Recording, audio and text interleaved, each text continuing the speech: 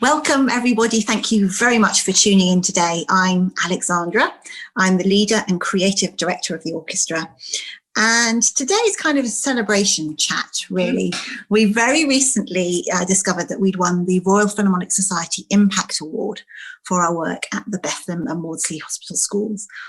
And so I thought it would be fitting to talk to the kind of mastermind behind the whole initiative, our lovely Director of Participation. I hope that's the right title, is it? Yes. Fiona Lambert. Thank you for joining me, Fiona. Are you still buzzing? You must be. I am actually. I am really buzzing. I think what's really lovely is because of course we kind of knew a little bit before, because we had to make the speech film, which we had great fun making. So there were a few of us who knew. So it's kind of been there and around. But what's been really lovely is that since it's been announced, is then getting everybody else's response to it, that's been the really special bit, is then everybody else buzzing, and then that's created an even bigger buzz. Because so many people have been involved in this project. It's just really lovely to celebrate it with everybody. And that, could you maybe explain a little bit about the award, what the award is for, and also a little bit about the project at the hospital school as well? Yeah, so the award, I think I'm right in saying, it's the Impact Award, and it's an award for different work that's been happening in places that you wouldn't usually hear classical music, and taking classical music to a variety of different settings which it hasn't been taken to before, and then the impact that is then having on the people who are there. So in our case, it's about taking classical music to young people who are patients at a psychiatric hospital called Bethlem and Maudsley, which is based in two sites, one in Maudsley in Camberwell and one in Bethlem, which is down in Beckenham nearby. And the work that we've been doing, we've been working with the young people there who are residents, so they're living there while they're being treated, and we're doing short projects with them where we go and create music with them in the moment, and just give them a nice time making music, and so that they can express themselves and connect with each other, but also with our musicians. Am I right in thinking that the project's expanding slightly?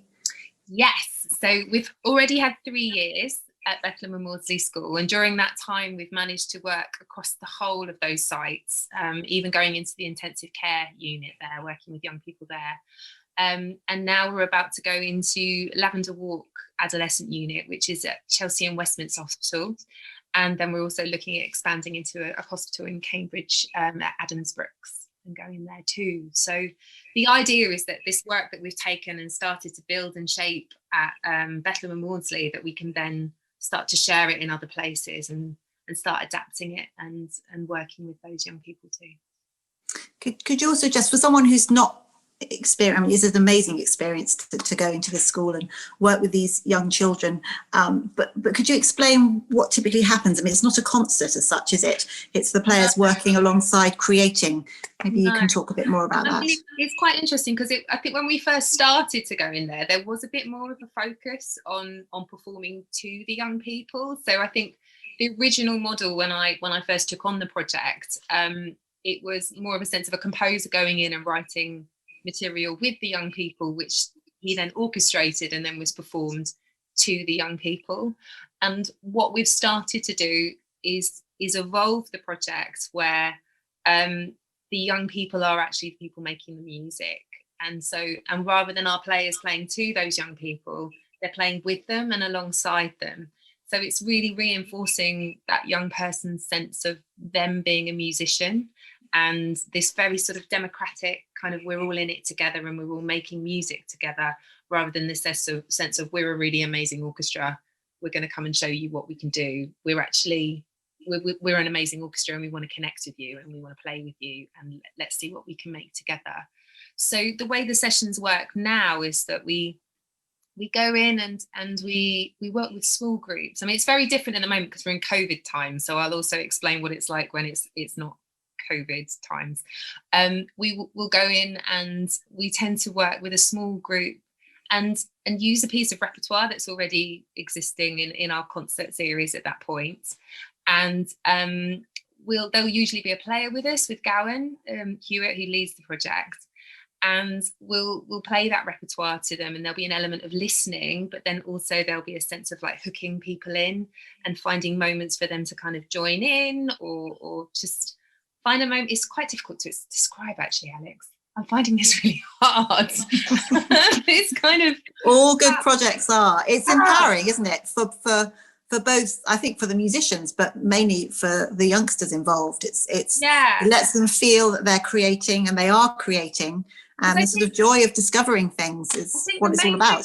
Stress. Why I'm finding it difficult to describe is because every session is different, because it depends who's in the room and where that young person is at that point in the room. So you might go in the room and there are like a group of people who are very subdued, and they don't really want to look at each other, let alone at us. So you're then trying to find a way of just trying to spark their interest. And usually Gowan will just have a range of instruments, and he just wants people to just get in there and start playing and start sparking their curiosity through those instruments and just through playing. And then before you know it, somebody's got a rhythm that they're kind of tapping out. And then the key then is for one of our players to then hear that rhythm being tapped out, and then to start to respond to it and start to play along with them. And then before you know it, then everybody is playing together and listening together. So that's the kind of magic that happens, but you never know when that moment of curiosity is going to kick in, and when the workshop's going to lift off. Sometimes it can happen as soon as we go in the room and there's an interest and people are involved and the session's just started. Other times we have to wait 45 minutes for that to happen, for people to start feeling confident enough. So during that time, then there'll be an element of playing to them. There'll be an element of them kind of going through a little bit more of a constructed exercise of Gowan sort of like little games or something to kind of get their interest. But yeah, it varies every time.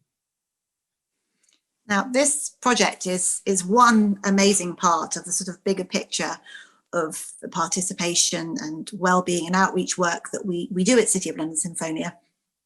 Obviously, there's not time to go through every single initiative, but is there one or a couple that are particularly special to you, or which you feel our audience should know more about? I mean, I think the ones that mean the most to me at the moment are the ones that are really pushing our players and are really developing our players. And I think they're the projects which are then starting to influence the other work that we're doing and the other projects and the other ways of working that we're doing. So that's this particular project, Sound Young Minds, but also our Room to Room Music project, which is the project that happens in care homes in North London, which we're running in partnership with Jewish Care. The Room to Room project it's a project that's relatively new. We started it over the last 2 years, and we're doing it. What we did was we went to Jewish Care and we said we'd had a long-standing relationship with them, where we'd been delivering a project called L'Chaim, where we'd been playing string quartets and other small ensemble pieces in lounges to residents. But we wanted to see what we could do that could really make a deeper impact. And they suggested that we work more with residents who are in isolation in their room, because care homes can get a lot of music, but for some people it's quite difficult for them to come out of their rooms and engage with it.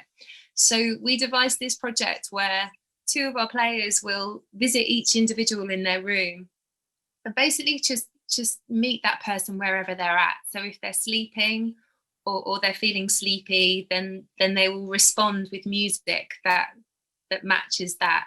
Or if they're quite talkative or energetic, then they'll find ways of trying to connect with how they're feeling and their mood, and reflect it back to them through the music, if that makes sense. So I don't know if I'm describing it very well, but it's basically trying to find a way of connecting with that individual through music and a sort of shared conversation with that person, and the way that they might be breathing, or if they start to sing, or if they wiggle a finger, then our players will respond. So it's not about taking in repertoire on a music stand and playing to them.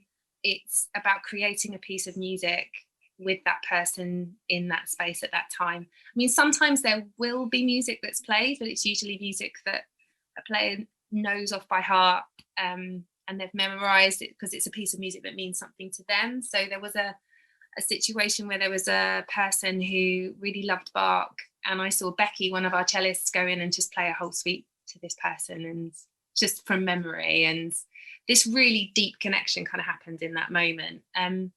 But I think it's really challenging for our players, because they're having to learn to just go into an environment and just respond to a person and connect with a person in that moment through their instrument and through their music. But they have to bring quite a lot of themselves in that situation, and they're learning to work with each other to create this kind of these relationships where they trust each other enough to work in that way too. But they're also developing their own sort of skills and their own kind of confidence to just see where it goes, if that makes sense. And through that, there's this really sort of deep engagement. And so that's something that they're learning to do, which they're then, I'm seeing, and they talk about it a lot, they're then taking into lots of other places. So they're taking it into the work that we're doing in children's hospitals. They're taking it into our comfortable classical work. There's just this desire to really connect with an individual as themselves, and then bring their music and all their knowledge and skills with it. Does that make sense? Completely. I mean, it's what music's about. I mean, it's about connecting. The individuals might be in an audience in a sort of normal concert setting, but it's about making connections with people, responding to an atmosphere in a room, be that one person or thousands of people. So I think it's important. It's a skill that we're not taught, though, necessarily. No. And that's the difficulty, I think, for a lot of musicians.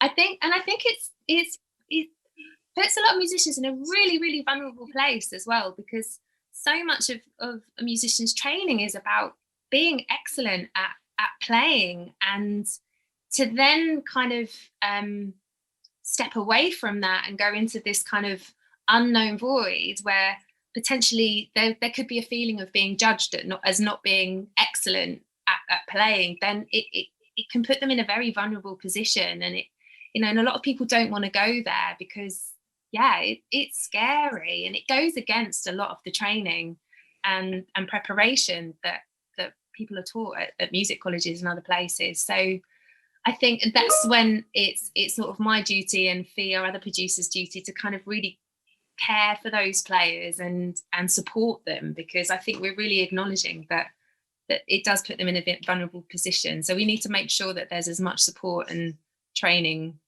or not training is the wrong word. It sort of suggests that there's nothing there to work with already. I think it's the development, it's the support, and there's a foundation there for them to fall back on. You're talking about training or experience building for the musicians. Yeah. I'd love to know how you yourself got into this whole participation side of work. What drew you into this area? I think I've come from a sort of background where I wasn't, no one really learned to play an instrument in my family. I think I was one of the first people to learn an instrument. I don't know, I'd always seen arts and culture as something for other people, that it was kind of something kind of over here that wasn't always accessible.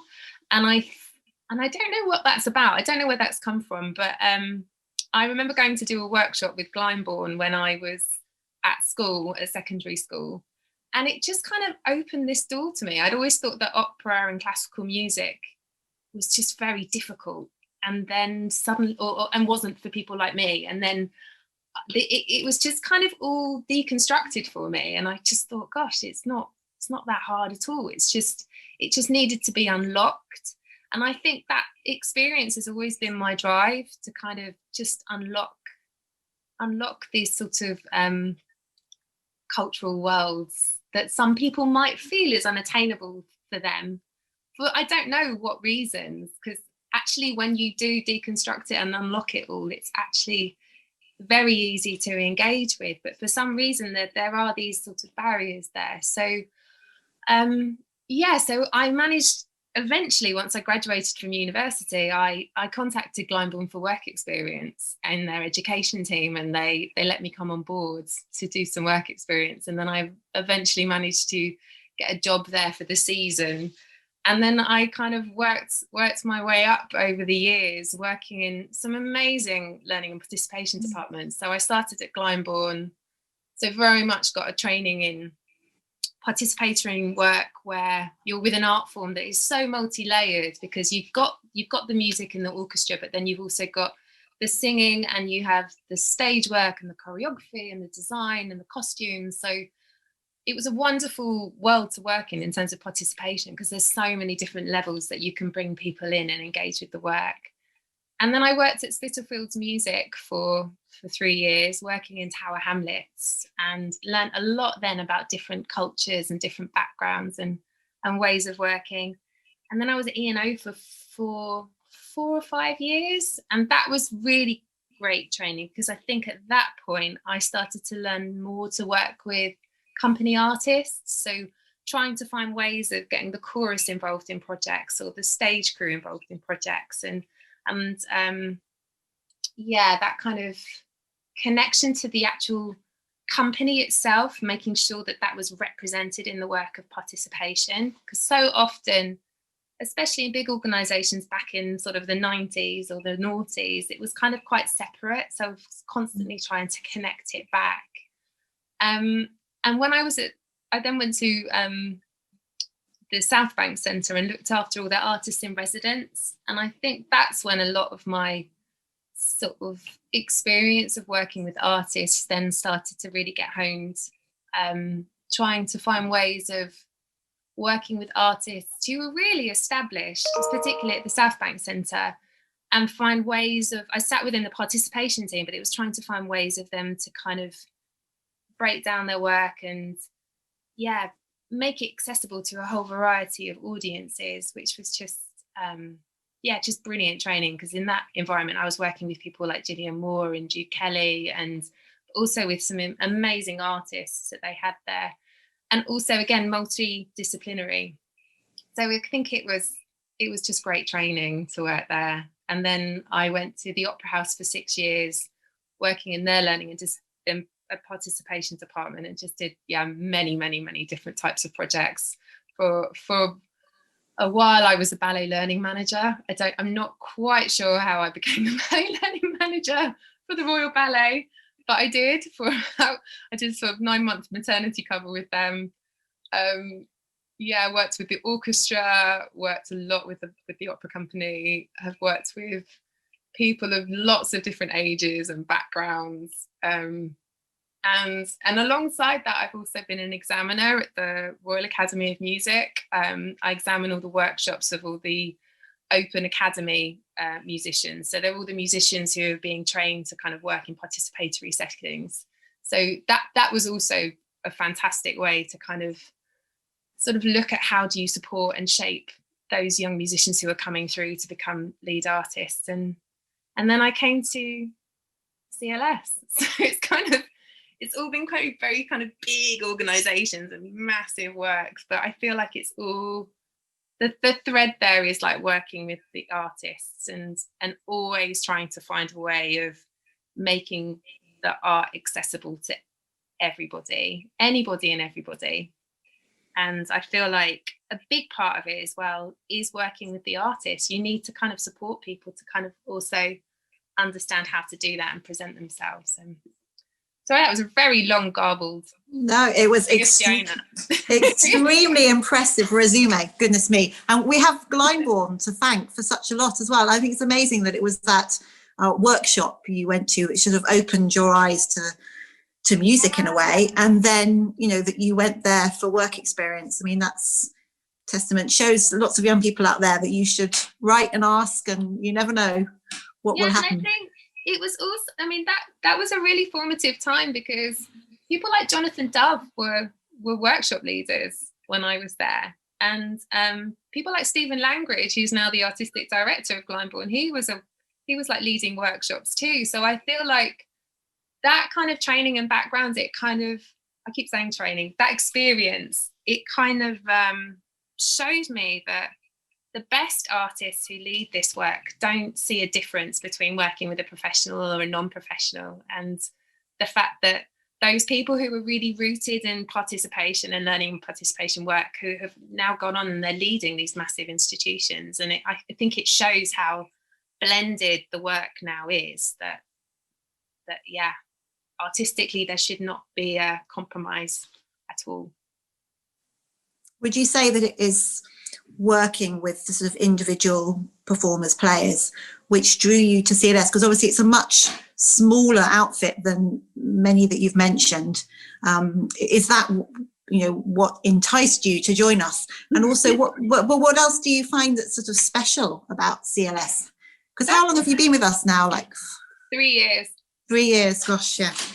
Yeah, I think the thing that because I always sort of thought, oh, I'm not sure if I want to work for an orchestra, just because I'd always worked mostly in opera, where the orchestra is just one element of a huge production.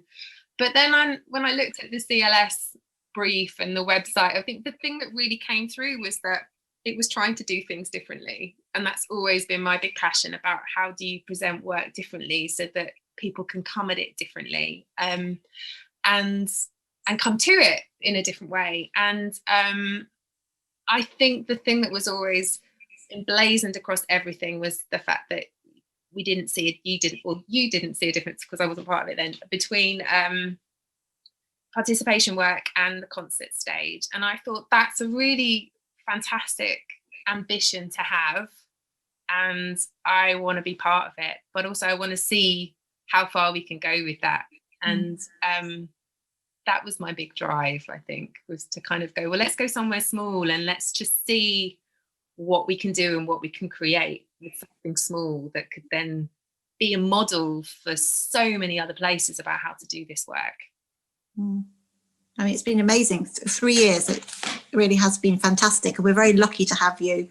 So thank you for all that you do for us.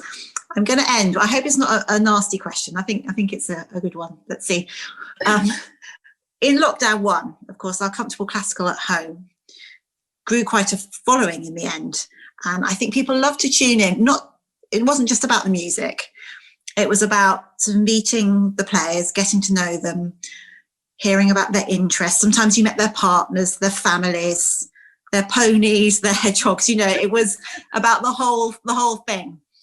If you were to do a comfortable classical at home yourself, what interesting things would we learn about Fiona and Fiona's family, maybe? That is such a good question. That happens all the time. It's very interesting how I'm able to hide myself in this role. Yeah, you always say be yourself. So exactly, I'm constantly getting other people to pull themselves out. So yeah, what would be with me? Well, that's a very good question. What would I pull out? There'd probably be my wardrobe. There would probably be clothes. Yeah, there would be a lot of outfit changes, because I am all about your opera past. Yeah, I think that's right. I think so. There would be the music. We're not talking about music programming, are we? No, I'm talking purely music aside. The other stuff, which actually I think was why it felt so innovative, because I don't know, it was nice to sort of get a glimpse into other people's lives and to feel that the people making music, that you sort of understood them a little bit. So we would definitely have frocks, and we'd definitely have accessories. There would definitely be my children in there. My nearly 12-year-old violinist son, complete maths geek as well. I'm sure there would be something which would involve me playing with him in some way. And then I have a 6-year-old daughter who is such a little theatrical artist, and she would be dancing and demonstrating cartwheels, and no doubt we'd probably present aspects of it as well, which I would encourage as much as possible. And probably my husband hoovering in the background or something. Hoovering, oh, very good, yes. Or something. He'd probably make an appearance reluctantly, but in a comedy way, we'd probably frame it. I think there would be a lot of gags, there'd be a lot of jokes, in very subtle ways. I think I'm always for a little bit of comedy. I think that's the way in. If you make people laugh, it makes people feel comfortable. So yeah, there'd definitely be a bit of bants in there too. And a lot of interaction with people. We should do it. I think it should be the next thing from the office. Each of you, that's your mission, is to present a comfortable classical in the office or at home. Such a good question, though. Such a good question, Alex. Thank you. I think it would be good. Well, thank you so much, Fiona. It's been lovely to speak to you, and congratulations again on the award. I mean, it's sort of it consolidates what we all knew, and it's a lovely reality, isn't it, to show the hard work that you've been putting in and the team have been putting in, of course. So thank you for all of that, and thank you for giving your time today. It's been lovely to talk to you. Thank you. And I look forward to your comfortable classical. I'm going to plot it now. Yeah. Thanks ever so much. Take care. See you soon. Bye-bye.